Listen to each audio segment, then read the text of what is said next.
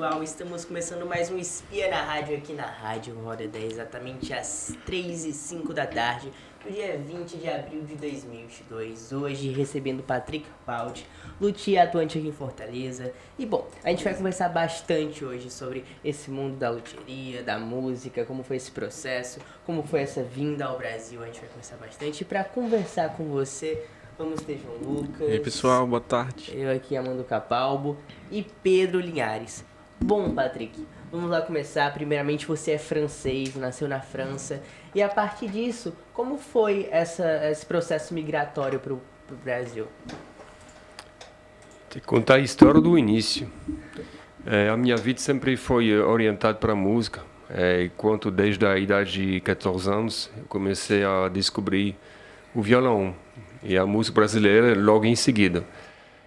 E eu comecei então a uma carreira de músico, tocando em barzinho, até chegar no ponto de abrir uma loja de instrumento musical em Paris, na capital francesa, que virou logo uma das principais lojas da Europa, e onde eu tive a honra de conhecer muita gente famosa, como Daft Punk, por exemplo, bem conhecida aqui, e muitos outros artistas internacionalmente conhecidos. Isso me permitiu de sentir qual é a necessidade dos músicos, as exigências. São pessoas assim que querem o melhor, então a gente entende logo qual é a necessidade. Em seguida, no final do milênio passado, eu encerrei essa carreira de comércio, instrumento musical, e eu migrei para o Brasil em 2000, na busca de abrir uma produção musical. Eu atuei mais de 10 anos como estúdio de gravação de música, aqui pertinho da Casa Vovô Dedé, e eu comecei a entender que aí não era isso aí a minha praia, como se diz aqui. E eu comecei em paralelo a desenvolver a ideia de abrir uma luthieria. O que é uma luthieria? Então, um local onde a gente vai consertar consertar e fabricar instrumentos musicais. Eu comecei com um projeto muito grande, que é de fabricar um violão sintetizador, violão com acesso à sintetização, que é, vamos dizer assim, o top da tecnologia. E foram alguns anos de pesquisa até dar frutos. Então, 10 anos depois, hoje, faz 10 anos que eu estou nessa área, o nosso mercado abrange o Brasil todo. A gente trabalha com muitos artistas de todo o Brasil, todos os estados, graças à notoriedade que a gente adquiriu pela seriedade e a especialização da gente. Mas quando foi o seu primeiro e também como foi o seu primeiro contato com a música, assim, de fato? Como eu lhe falei, desde 14 anos, tocando e aos poucos adquirindo conhecimento musical. Você começa a conhecer pessoas cada vez mais notórias, e começar a se conhecer, a conhecer o que você gosta e o que você está querendo, e aos poucos você vai descobrir o porquê que você é feito. E aí demorou um bom tempo para eu aprender que eu sou feito para luthieria. E quando foi o contato com a música brasileira? Como foi que ele aconteceu? Qual foi a primeira que você ouviu? Como eu lhe falei, sempre foi atraído pelo Brasil, pela música. Desde 14 anos eu fiquei descobrindo a música brasileira. Nem sabia que era brasileira, escutava música como Rita Lee. Legal. E eu não sabia, pensei que era italiano, sei lá, eu adorava. E eu comecei a me interessar por bossa nova, samba, Baden Powell, Tom Jobim, Astor Gilberto, etc. E Chico Buarque, que é bastante conhecido lá em Paris. Comecei a tocar todas essas músicas brasileiras. Era a minha paixão mesmo, música brasileira, o que eu gostava mais. Por isso que às vezes me perguntam o que você está fazendo aqui. Eu falo assim, eu venho reencontrar as minhas raízes, porque eu acho que era brasileiro em outra vida. Então eu venho me reencontrar aqui, porque é aqui que eu me sinto em casa. pela música, pelas pessoas, a gentileza das pessoas, dos brasileiros, que é um povo muito acolhedor, um povo diferente. Durante esse processo a gente já viu um pouco de como foi a recepção do povo brasileiro. Mas como foi esse choque cultural, assim, sair da França para o Brasil? Se eu lhe disser que quando eu cheguei no Brasil, comprei uma casa com o que sobrou de dinheiro da Europa, que foi bem pouca coisa, mas aqui é maravilhoso, a gente compra uma casa com quase nada no bolso. E a primeira coisa que aconteceu foi uma vizinha que veio bater na minha porta. Eu fiquei constrangido, pensei o que ela quer. Eu abri a minha porta, ela chegou com um prato de comida e ela falou que quer para mim. Eu não estava entendendo por quê. Ela falou porque aqui é tradição, é para ele desejar bem-vindo. Aí eu pensei, pronto, eu cheguei num lugar diferente, porque no meu país é muito diferente. É um país assim que é muito difícil fazer amizade, é muito difícil assim, solidariedade, ver essa solidariedade que tem aqui. Desde o início que eu cheguei aqui, eu percebi que realmente tem um choque de cultura, sim, mas quem somos nós, franceses, para se sentir superior? Superior de quê?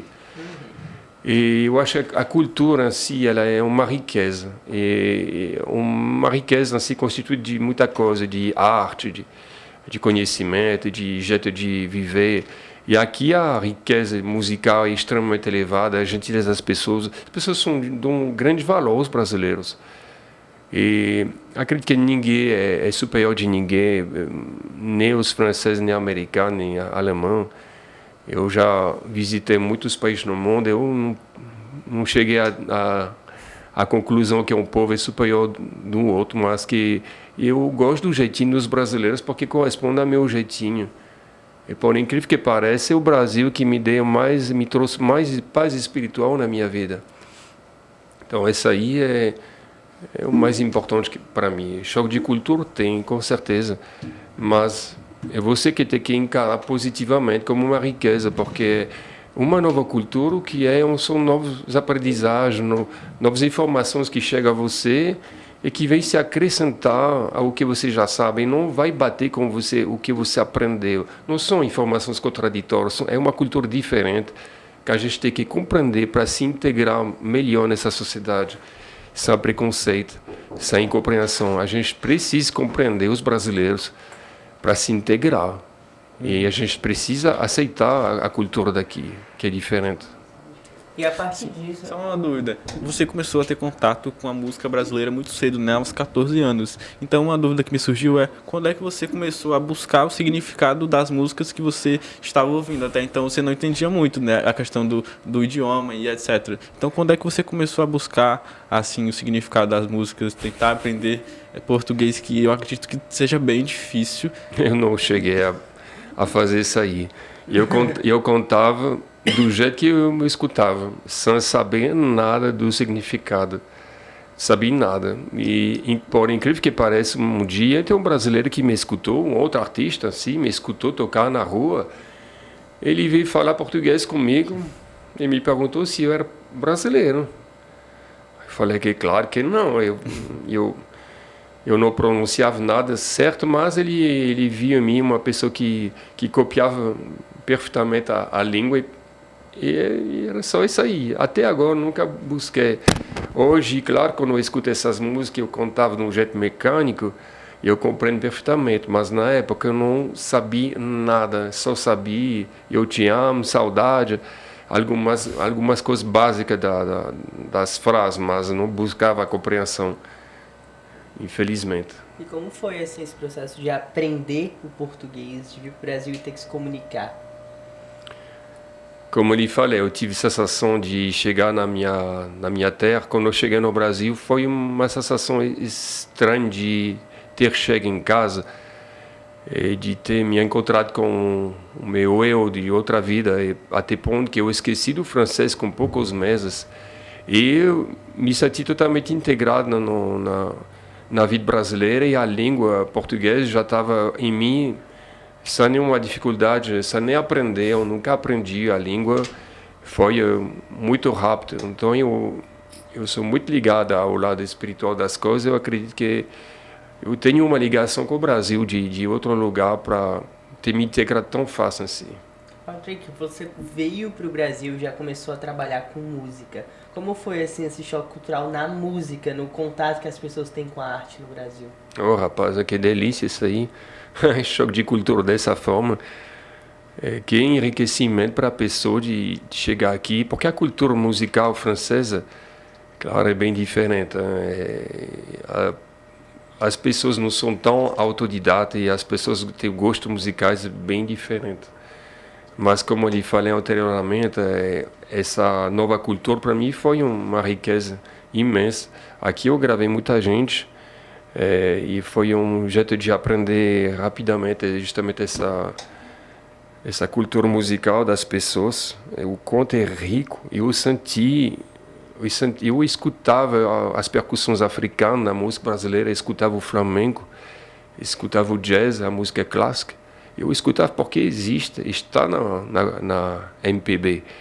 Todos esses estilos enriquecem, faz parte da MPB, estão dentro do sangue, da alma da música brasileira. A gente pode escutar essa riqueza que tem dentro. Então é uma honra para mim de fazer parte de tudo aquilo, ter gravado tanta gente aqui e conhecer essa cultura, porque não é para todo mundo ter essa chance assim, de conhecer essa cultura.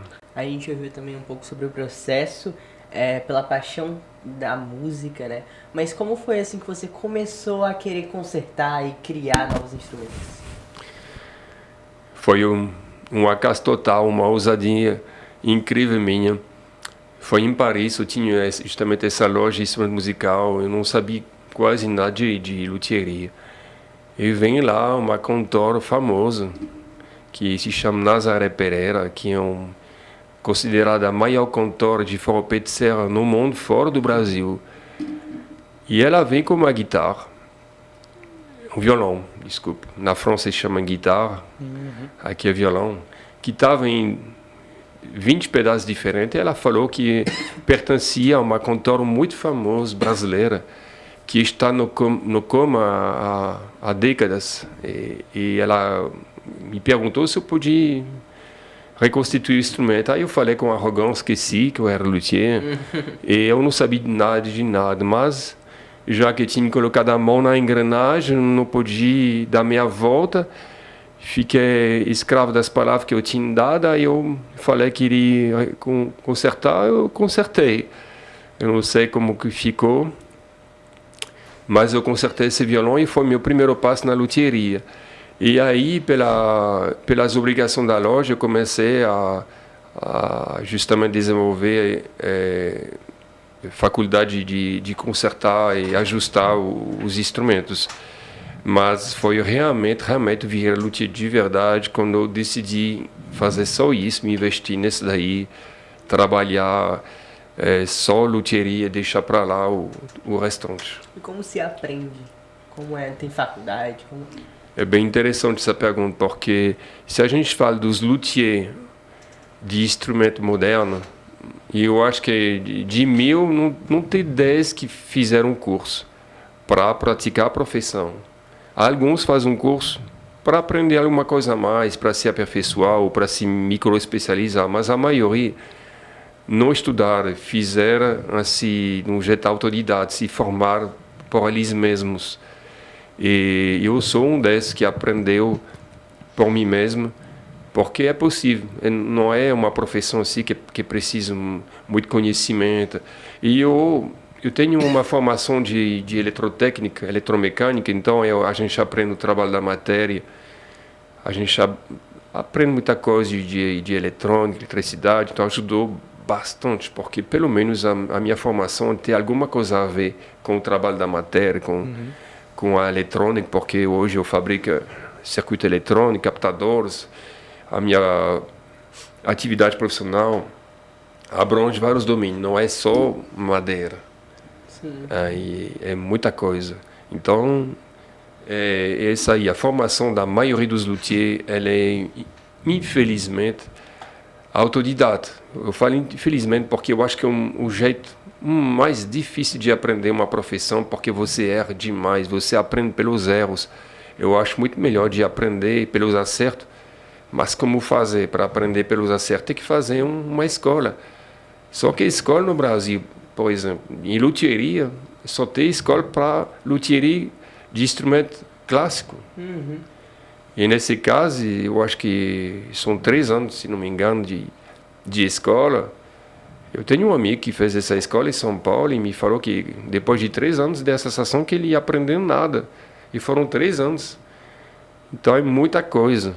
Nós, luthier autodidata, a gente começa aos poucos, sabe, a consertar o nosso próprio instrumento. Depois consertar o instrumento de um amigo, porque confia, claro, ninguém outro confia. E depois a gente vai aprimorando no seu jeitinho com os instrumentos, e se a gente conseguir se destacar, a gente pode então iniciar uma carreira de luthier. E quais são os instrumentos que vocês ajeitam? Qual é o trabalho mesmo de um luthier? Luthier, vamos falar dessa palavra luthier, que é bem interessante. Essa palavra, ela vem do francês, se não me engano, da época medieval. Existia um instrumento chamado luth, em francês, que é o nome lá da tradução. E desse instrumento, quem fabricava o luth era o luthier. E era um dos raros instrumentos que tinha, assim, sofisticado, era o instrumento que existia na época. Então, o nome da profissão luthier foi esse, luthier, pegou em todo lugar, foi luthier. Até no Brasil a gente fala de luthier. A profissão luthierie na França, aqui luthieria, na verdade a gente pode falar também luthierie. As duas palavras estão certas para designar quem conserta ou fabrica instrumento. Então a gente trabalha com todos os instrumentos de corda. Então violino, violoncelo, e principalmente violão, guitarra elétrica, contrabaixo e piano. As pessoas me dizem, piano? Mas peraí, não tem corda em piano. Aí eu respondo, como assim não tem corda? Quase 3 anos para você, tá bom? Quase 3 anos. Tem muitas cordas no piano. Então o piano faz parte da nossa atividade, a gente faz afinação, restauração de piano. A nossa atividade principal é violão com acesso à sintetização. São desses instrumentos modernos que permitem de você tocar violino, piano, bateria, o que você quiser a partir do seu violão. Você não fica mais dependendo do teclado para fazer aquilo. Antigamente era desse jeito, mas hoje a tecnologia lhe permite então de você substituir um tecladista. Substituir entre aspas, porque a gente só tem 6 cordas, a polifonia então é limitada a 6, enquanto no piano a polifonia é muito maior. A polifonia é a quantidade de notas que você pode tocar ao mesmo tempo no instrumento. A polifonia no violão é de 6 ou 7 cordas. Enquanto no piano é muito mais, porque não é só 10. A gente pensa em termos de dedo, mas não, porque você tem um pedal que lhe permite de ter bem mais. Você pode ter uma polifonia quase ilimitada à quantidade de teclas, se você quiser. Então é bem diferente. Mas é isso aí, a nossa especialidade é violão com acesso à sintetização. E você no caso abriu o Patrick Luthier, é isso? Virou a minha marca, é a minha profissão, luthier, e também a minha marca. Essa marca, ela é então espalhada no Brasil todo, ela existe em todos os estados, toda a cidade. Já tem gente bem conhecida usando nossos violões, é uma honra para nós, porque é um reconhecimento do trabalho de equipe que é feito com muita precisão e muito amor. Como é feito e por quem é feito esse trabalho? A gente viu agora como se aprende, né, a luteria, mas a gente viu que você deve ter outros ajudantes. Como foi que eles aprenderam? Pois é, eu comecei com um aprendiz, porque eu percebi que 2 braços não seria suficiente, que logo iria ser ultrapassado pelos pedidos. Então eu decidi de formar um aprendiz. E o primeiro critério que eu peço para a pessoa virar aprendiz é: você gosta de tocar? Se a pessoa me diz eu não toco, não, então eu já vou dispensar, porque eu acredito que eu acho que tem que ser o motor da nossa vontade de consertar, e o amor ao instrumento, saber tocar é muito importante. Então, o primeiro critério é saber tocar um pouquinho. Claro que eu pergunto se a pessoa tem algumas habilidades manuais, porque vai logo em seguida. Mas o primeiro critério é saber tocar, porque conhecer o domínio onde você vai atuar é o mais importante. Se você não conhece o domínio, o que você quer fazer a consertar o instrumento? Você tem que conhecer primeiro, conhecendo como, gostando de tocar. Então, o primeiro critério é isso aí. Então, a gente eu cheguei a contratar o primeiro aprendiz, e logo um segundo, um terceiro, um quarto, eu já estou meio que contratando até meu filho agora, porque o trabalho está muito grande.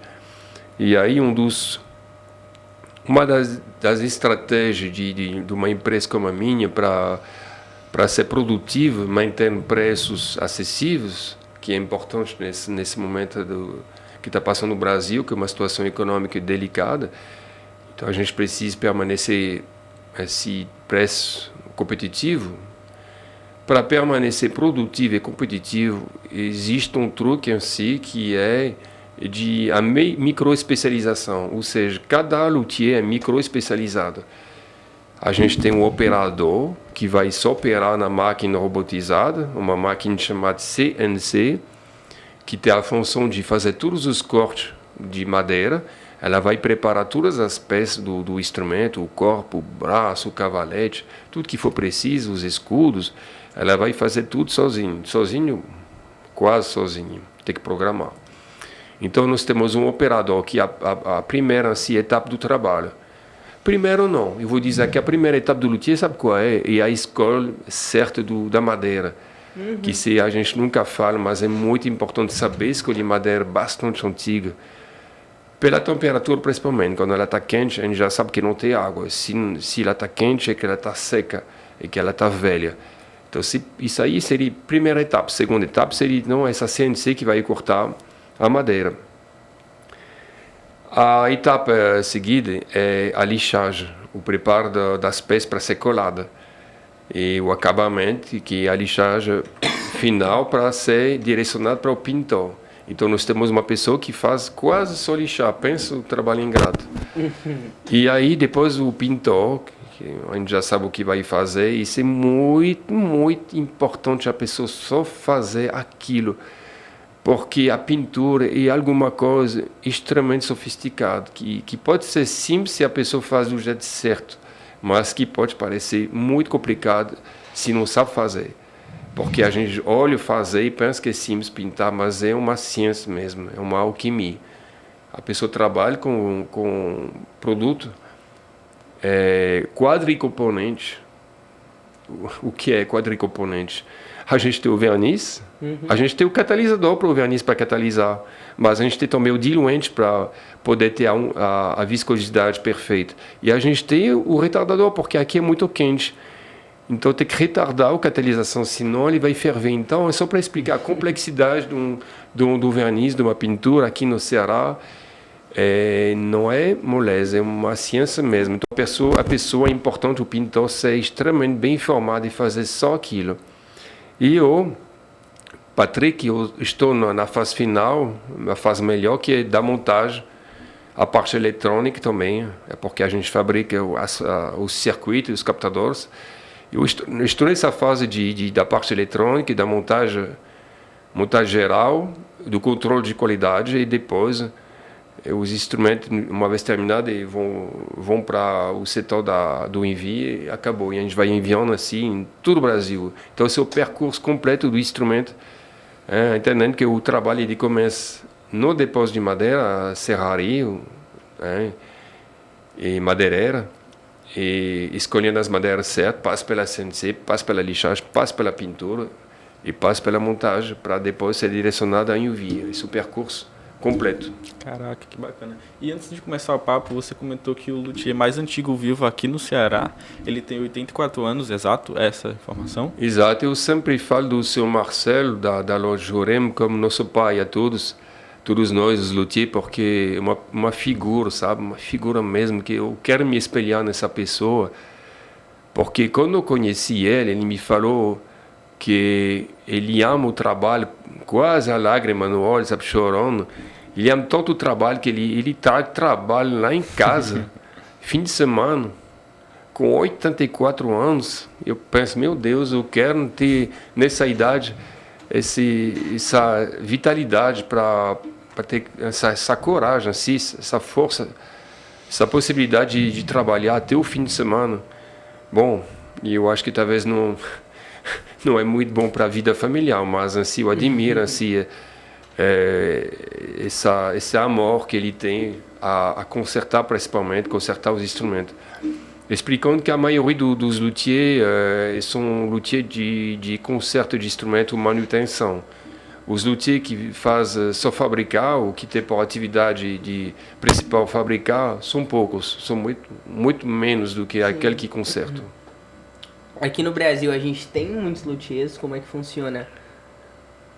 O Brasil não é só rico em instrumentista, em cantor, artista de todos os níveis, mas também em luthier. Nós temos uma riqueza incrível de luthier. Todos os estados, principalmente instrumentos de corda. É impressionante a qualidade dos luthiers do Brasil, a diversidade. O quanto eles são muito engenhosos, a maioria não estudaram. Eles estão muito, como que eu posso dizer, sabe inventar coisas. O brasileiro sabe inventar coisas, porque como é um país que as pessoas não têm muito recurso financeiro, é impressionante como o brasileiro sabe dar um jeitinho para fazer igual do americano, mas só que 10 vezes mais barato. E eu admiro isso aí, porque tudo não é dinheiro na vida. O brasileiro me ensinou isso aí, que com imaginação, com boa vontade, a gente consegue fazer assim, um trabalho primoroso com pouco recurso. Isso aí. Depois de tanto trabalhar com música, a gente fez um trabalho bem longo, mas como foi assim se encontrar na luteria? Como foi ver que esse é o seu lugar mesmo, que é o que você ama, a paixão? Imagine que você está numa via rápida que tem 10 vias assim, que você pode escolher. Aí você vai ficar do lado direito porque você acha que do lado direito que você está melhor. Depois, mais lá na frente, só vai ter 8. Aí você pensa, não, desse lado, agora quer dizer, vou ficar do outro lado, lado esquerdo. Aí depois, mais lá na frente, só vai ter 6 vias. Aí você vai se sentir melhor no meio. E assim vai, até chegar só uma via. Então, a minha vida foi assim. Eu comecei na música como músico. Depois comerciante de grande porte, depois produtor musical, para depois compreender que tudo aquilo foi só para me preparar para ser luthier.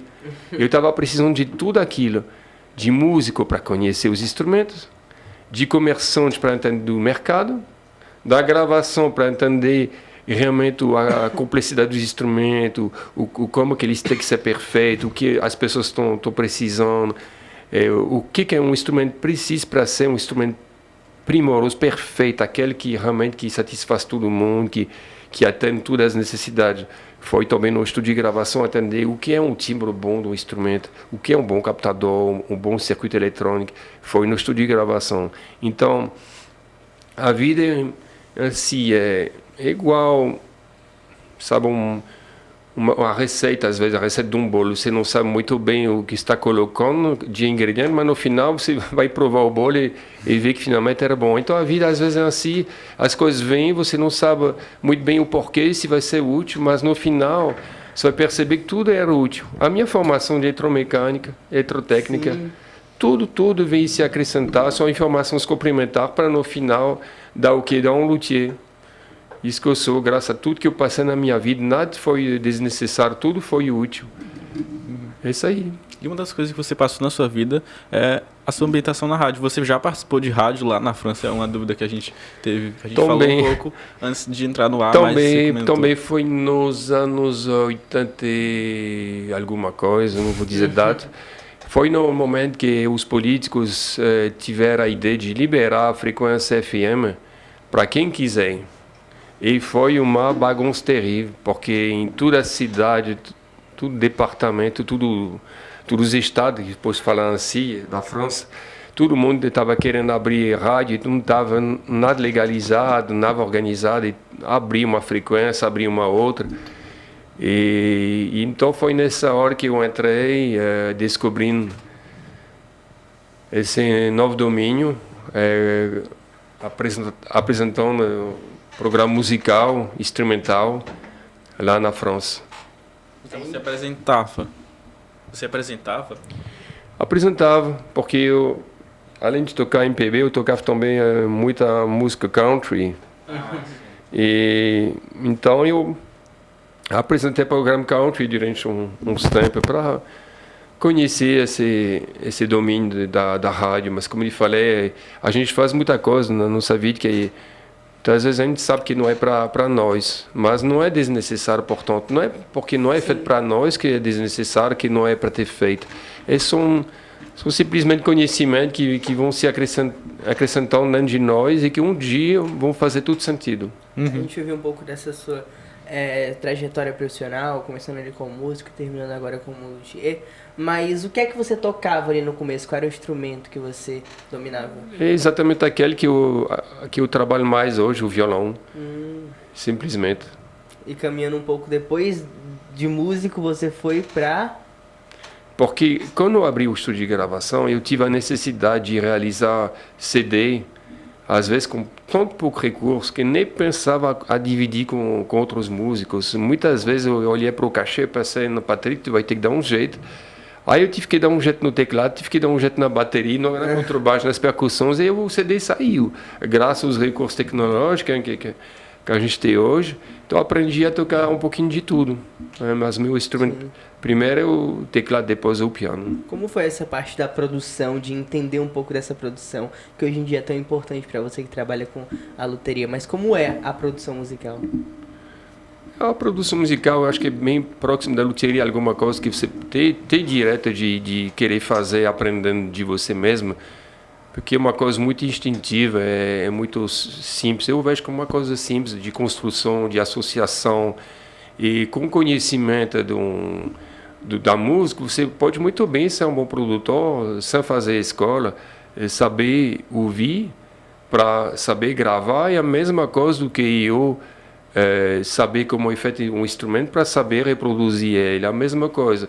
Somos, na verdade, a gente só faz descobrir as coisas, a gente não inventa nada, a gente só faz descobrir, ou seja, a gente toma conhecimento e a gente consegue copiar o que a gente vê. Sim.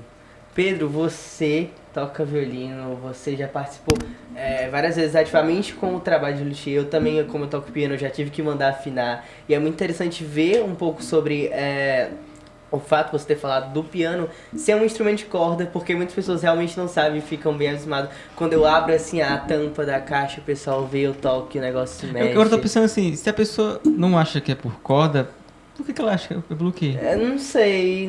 Acho que são pessoas como eu que não entendem disso. Então, eu não sei, eu não sou músico, então, sei lá. Sim, a partir disso, que a gente tem um conhecimento musical, porque a gente tá trabalhando com música, você também teve um conhecimento lá atrás.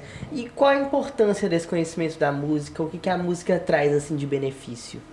Benefício para qual? Para luthieria ou não, pessoal. Se eu vejo a música em vários níveis de compreensão. Para mim, a música ela é uma terapia.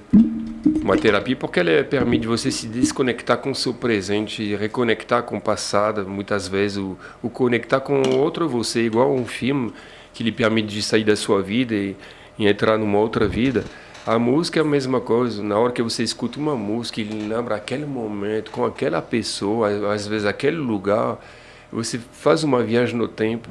Nesse momento, o seu cérebro ele vai ter umas férias bem boas, ele vai se desconectar dos problemas. Você pode praticar a música como meditação, você pode escutar para desestressar no trânsito. A música ela é multinível, ela serve para tanta coisa, mas a música, para mim, ela não é só escutar, ela é também praticar. Então, a prática da música também é uma terapia válida para todo mundo. Todo mundo pode encontrar benefício a tocar música, a escutar música. É bem interessante. E Oi, Oi? vai falar. Não. Não, só continuando, Não, porque é mas- complemento. Bom, a gente tem esse contato com a música a partir da casa de Vovó Dedé. Tanto eu quanto o Pedro, a gente, enfim, efetivou mesmo esse contato aqui. E a partir disso, Patrick, conta um pouco qual a importância, na sua visão, de lugares como a casa de Vovó Dedé, que trazem um pouco desse apoio musical. É uma benção. É uma benção. Me dá vontade de chorar de ver tanta boa vontade da dona Regina, que é fundador desse lugar, e seu filho. Me dá vontade de chorar de tanta beleza, tanta boa vontade para ajudar o jovem, para formar o jovem. Que coisa espetacular, essa boa vontade de querer mudar o mundo, de querer ajudar quem precisa, de dar tudo que a gente tem em benefício das pessoas que não têm. E eu vejo tanta amor nessa casa. É impressionante, eu nunca tinha visto um lugar assim na França, de desinteressada das pessoas, interessada somente no benefício da população desfavorizada. Eu vejo assim um lugar divino para mim, é um lugar fabuloso, porque os jovens são o futuro da gente, futuro do mundo. E é importante se a gente pode se participar desse novo futuro, e isso que está fazendo a Casa Vovó Dedé, participando do futuro da humanidade, preparando os jovens para essas profissões tão diferentes e privilegiadas que são as profissões assim, do audiovisual, da música em geral. Eu acho fabuloso, sinceramente, e vocês são privilegiados aqui no Brasil de ter esse tipo de estabelecimento. Eu não conheço nenhum lugar no mundo que deve ter, mas é para elogiar mesmo. Elogiar, estou sem palavras para descrever a grandeza desse movimento da Casa Vovó Dedé. Uhum. E você já participou de alguma das produções que a casa faz? Já participou de alguma das Daqui? produções? É, exatamente. Não, eu não tive essa honra, não. Até agora, eu já apenas fiz uns trabalhos de concerto de violão aqui, e só isso aí. Bom, a gente viu um pouco sobre essa trajetória, sobre a sua empresa agora de loteria, e a partir disso a gente viu uma projeção, né? uma progressão muito grande, ela cresceu muito. Como está sendo ver a Patrick Luthier indo para o Brasil todo e tendo instrumentos em várias partes aí, e várias pessoas realmente confiando no seu trabalho, enfim, nos seus produtos. E a partir do momento que você começa a fabricar instrumento, você está se engajando em alguma coisa, porque as pessoas estão dando confiança para você, e a partir do momento que você retribua essa confiança, aos poucos, essa confiança vem se espalhar nas pessoas, e você vem abranger cada vez mais público diferente, mais estado, mais cidade nova. As pessoas comentam, e quando o comentário é positivo, a propaganda se faz sozinha. Eu busco nunca procurar patrocínio, essas coisas. Eu busco sempre que a propaganda seja feita pelos instrumentistas que comprem os instrumentos, porque eu acho que a melhor propaganda do mundo é quando o representante do seu instrumento é o próprio instrumentista, quem vai tocar. Então a gente procura adquirir a confiança das pessoas, honrando o compromisso que a gente tem no momento que a pessoa vai comprar, encomendar o violão, devolver assim, o máximo do que ela pedir, dos critérios de qualidade, da atenção.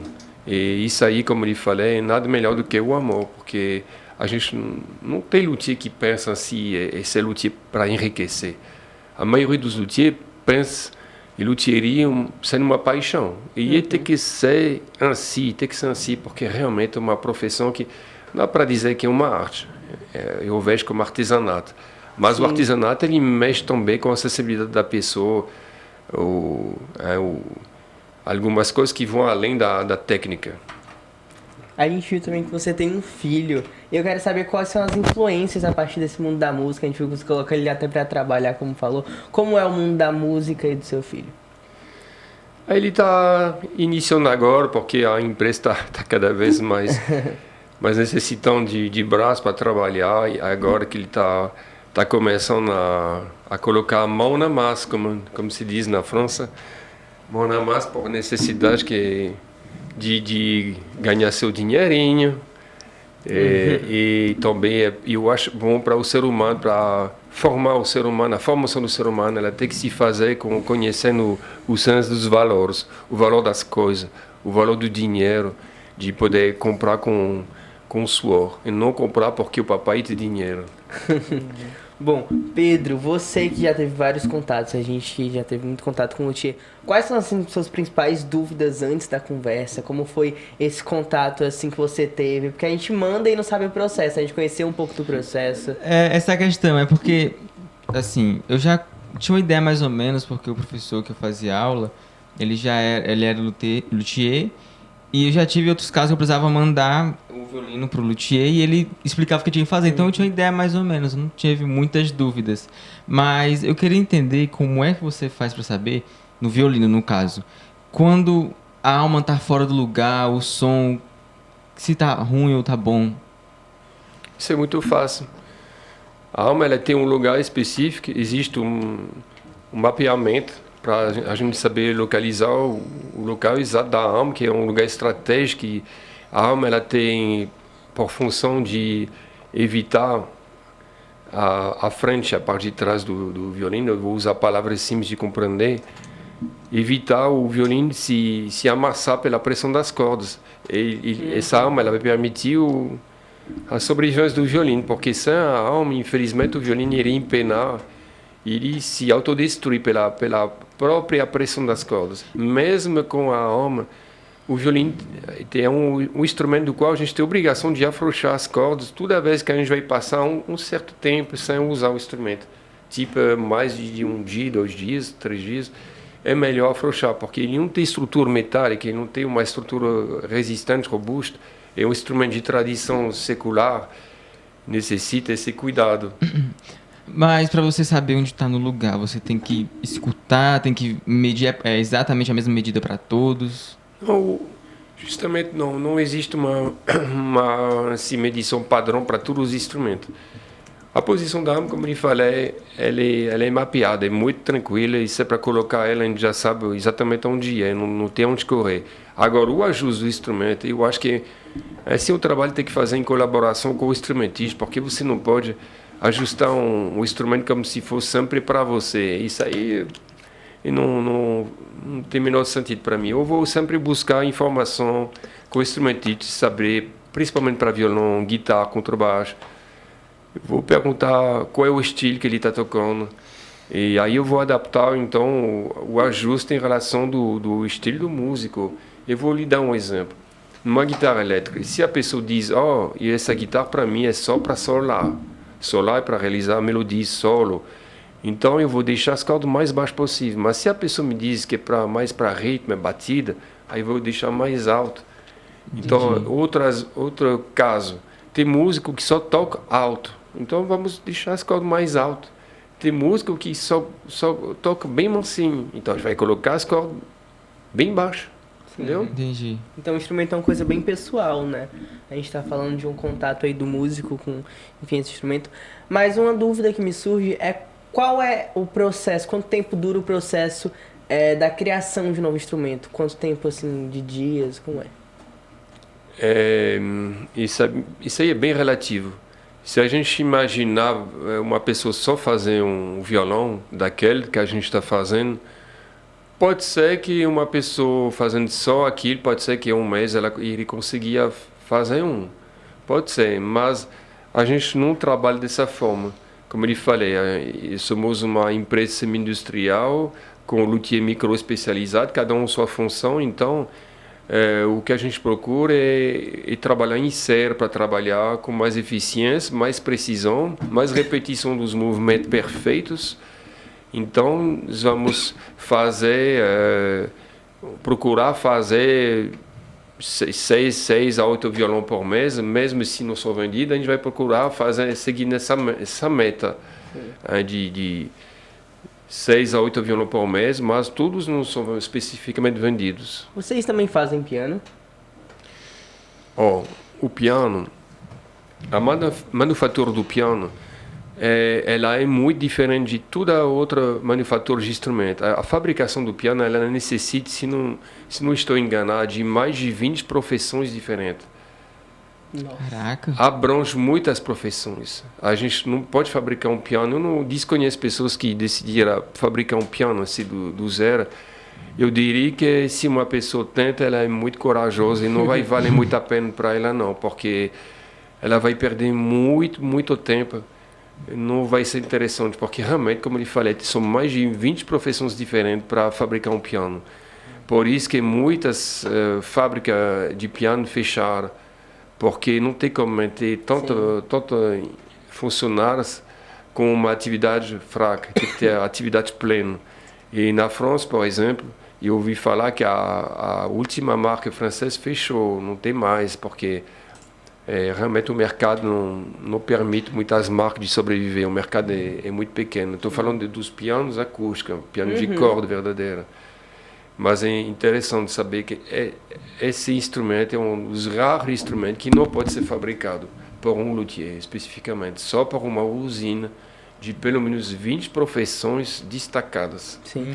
E só uma coisa, a gente está conversando sobre esse processo de criação, mas o luthier também faz a manutenção, e tem muita gente que ouve a gente agora na rádio e que trabalha com música, que é músico. Qual é o tempo que essa manutenção deve ser feita? De quantos em quantos meses, dias, como é? Sempre respondo a mesma coisa.